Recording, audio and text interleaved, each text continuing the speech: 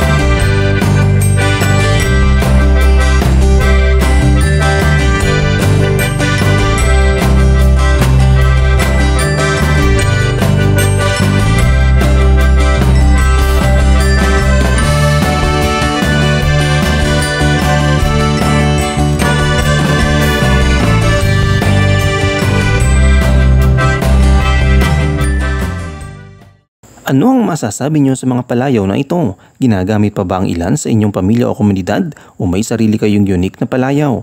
I-comment mo sa comment section at huwag kalimutang i-like, mag-subscribe at i-click ang notification bell para sa mga bagong kaalaman at bagong episodes.